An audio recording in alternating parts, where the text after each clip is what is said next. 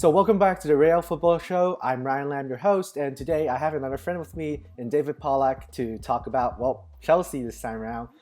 We sure have a lot to go through here, but let's just start right away. Of course, Chelsea is in a very unique situation early on last season with Frank Lampard being a new coach, especially coming from the Championship. But then they also don't really have any extra reinforcements due to, some restrictions here and there. So, David, what are you thinking when you see that final finish of the team edging back to Europe when people might be thinking that they're finishing, I don't know, fifth or sixth and out of the Champions League?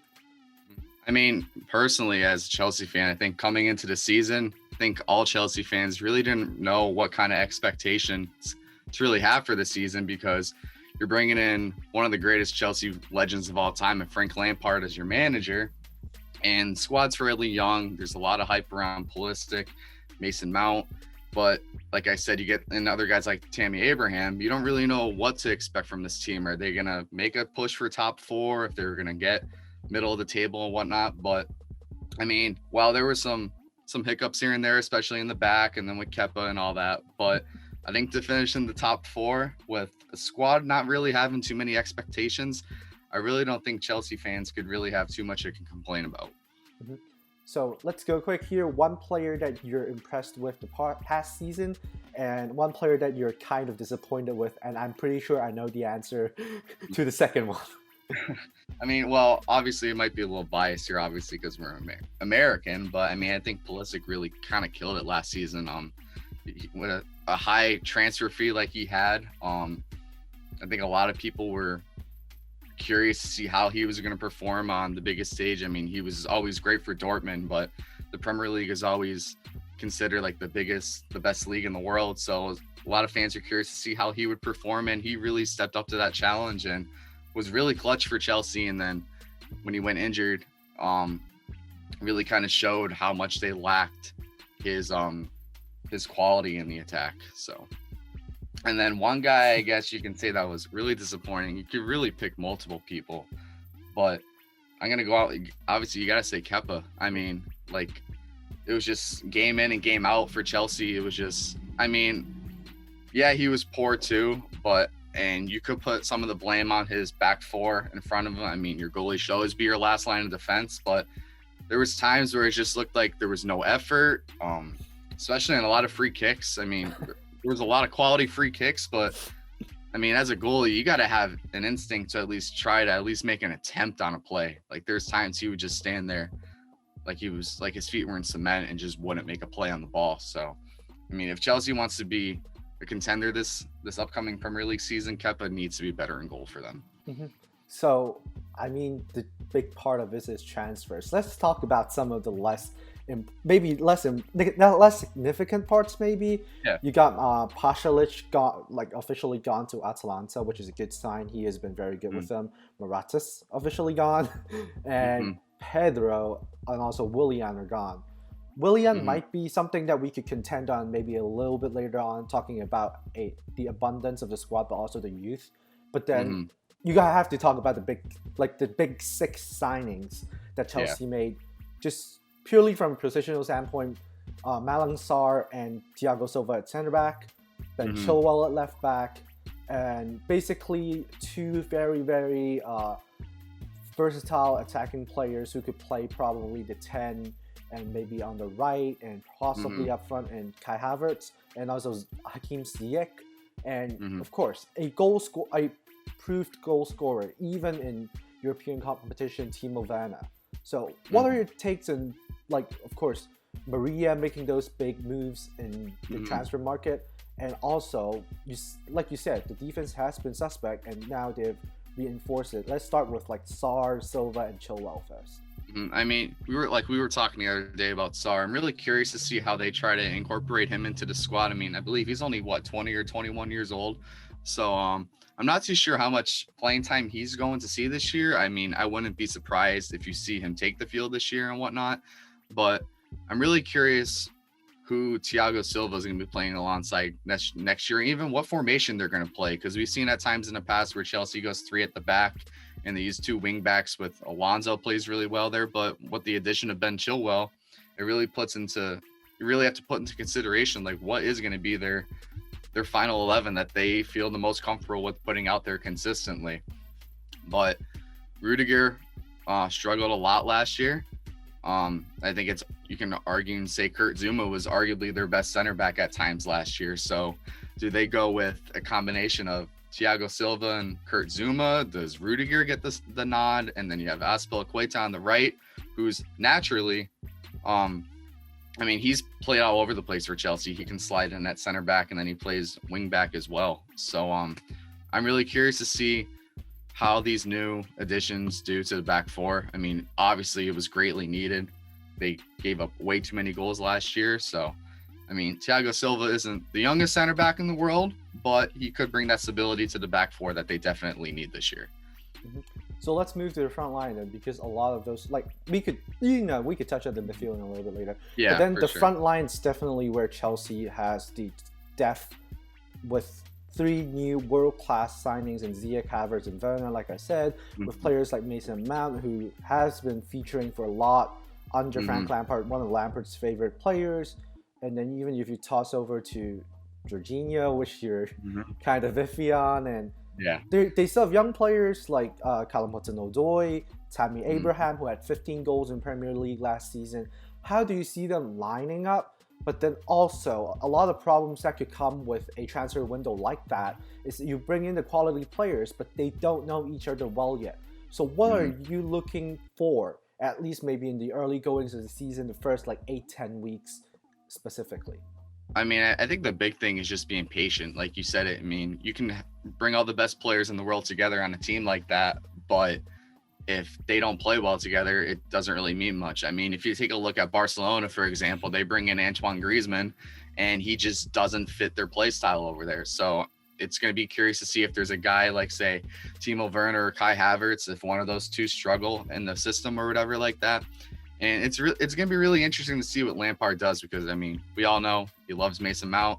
Tammy Abraham is another English product and whatnot. So it's really going to be interesting to see how he incorporates guys like that, and Callum Hudson-Odoi, how much playing time those players gets when you bring in these big time names like Werner, Ziyech, and Havertz. There's so many. I mean, I can't even name all of them. So it's going to be interesting. Yeah, like specifically when we're talking before we do this, and we're talking, how are they actually going to line up? Are they going to play Ziyech on the right? Are they going to play Havertz at the 10? Where's Pulisic going to feature at the right or the left? And then, of course, Werner up front, but he also could play on the wings and all that.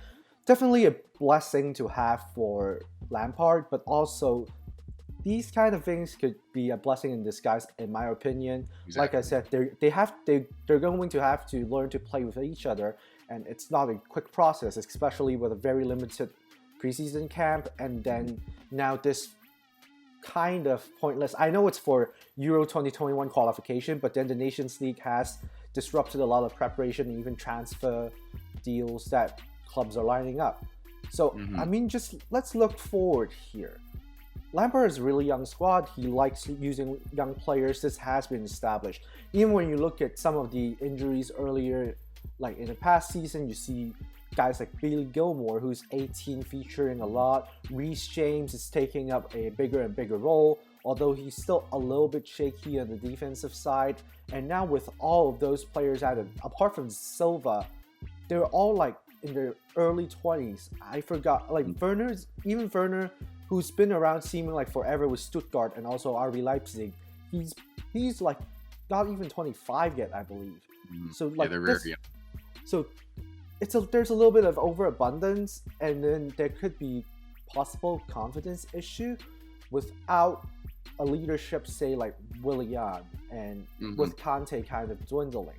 So for you, how are you looking at this whole situation, and what do you want Frank Lampard to do, specifically with a lot of those developmental projects like Callum Hudson-Odoi and Billy Gilmore, who you argue should feature a little bit more, but then now they might be stuck way deeper in the bench? I mean, I think personally the biggest thing that Lampard really needs to do is he really needs to, even more than last season, I would say, especially like you said with the departures of Pedro and Willian, he really needs to be that main leader for that team, because you look at the roster, there really aren't too many old folks on there besides maybe Caballero in goal. I mean, I really can't think of anybody else that's that much older on that team. Conte maybe. And Conte as well, but he's not focal.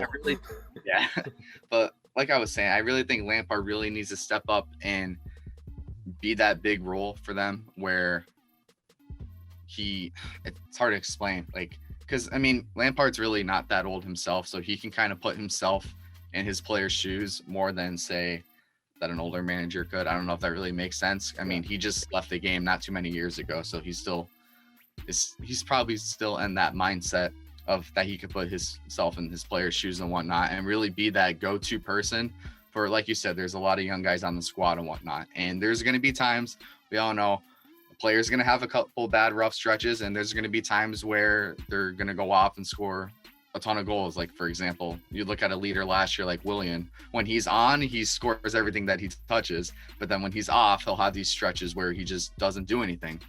So, I mean, I think the main thing for Lampard is, honestly, like I said earlier, he needs to be patient with his squad, and I also think he needs to just be the guy that they brought him in for, honestly, is just to be there and be that main guy where to help out the younger guys and whatnot. So for you, do you particularly have a tactical preference or like a lineup preference that you want to see? I mean, you're talking about Reece James and how like he still needs to improve a little bit, but personally, I think he's one of the best crossers in the league. I mean, every time he puts a ball into the box, personally as a fan watching, it's just, I feel like every time he puts a ball into a box, it's someone's going to get a foot on it and it's going to be a dangerous attack. So like, I'm curious to see how much playing time he gets. Like you said, they brought in Chilwell, they have Rudiger and Zuma, Thiago Silva. Like that back four is honestly going to be really interesting to see what they go to, because I mean, even Azpilicueta was shaky at times last year, but he's one of your bigger leaders too. If we're talking about older guys on the squad that can really be a mentor. I mean, obviously he's team captain, but I mean, I think probably their best bet is probably to go something with four at the back. I think is probably their safest bet to start the season, and then I think they want to go with two midfielders, kind of like more of holding midfielders in a sense. You can go with Conte and Kovacic to really kind of lock down the other end of the field. And then the attack, I mean, it's really up there. I mean, he has so many options that it's really hard to put a best 11 out there. But if I had to go to guess, they'll probably do something where you have Werner at top, and then you have Pulisic and Ziyech on the side. And maybe you go with Kai Havertz kind of sitting in behind Werner. But I mean, like we were talking the other day, it's really not easy to try to come up with a full 11 for this team when they have so many attacking options. Also, I guess kind of a blessing in disguise is that, of course, Chelsea is in European competition. They're in the Champions League. That means they're probably going to play 60 matches in probably a little bit more shortened seasons as well. So they could really use the squad depth that Lampard has right now, which is ridiculous for a manager of his tenure. Like, no disrespect, but like he's still relatively new to this level, and he's proved what he could do. And it would be fun to see. Of course, he, like we said like 1,000 times now, he's really focused on his youngsters and see how he could continue to build them up with the opportunities that he has, and also bring in the newer players. So finally, take a wild guess. Where's Chelsea going to finish in the league? And I know the draws hasn't come out yet for like groups and stuff like that. Where do you see, like in a normal situation, where do you see Chelsea could advance to in the Champions League? In Champions League? See, obviously it's tough because you can get a really great draw, or obviously you can get the short end of the stick, like last Champions League where you got to face Bayern Munich, and they just had a lot of injuries at the time. They didn't have their best players, and then you got Lewandowski, who's arguably the best striker in the league. I mean, in the world right now. But if I'd honestly say, if I'm Chelsea with that amount of talent, I think their attack can lead them a little bit further than last season. I mean, I think you'd be happy with like a final 8 finish or something like that. But if you want to talk about the Premier League next and where I think they would land there, I mean, I think if they can finish top 4 last season with the squad that they have, given all of the, I don't even know what the word is I'm looking for, just all the chaos that occurred last season, injuries, uncertainties, all that. I mean, I think top 4 has to be guaranteed. You have to say they're a top 4 team coming into next year. I'm not 100% sure that I think that they can compete with City and Liverpool just yet, like we were talking, because they don't have that team chemistry yet, and that takes time to build and whatnot. But the talent is definitely there, and I mean, if a team is in form and everyone's playing well, you really could see this team do some things next year. But injuries always staying in the way. We'll have to see what happens this year, but I think Chelsea should be a team that a lot of people should keep their eye out for next year for sure. So thank you very much, David, for taking the time and coming on here. We'll actually be back with, I would say, 3 more of these, and then later with City and United possibly in the next week, because they don't start until the week after that. So stay tuned. The series will be on YouTube, pending to be converted into podcast form once I have more of these lined up.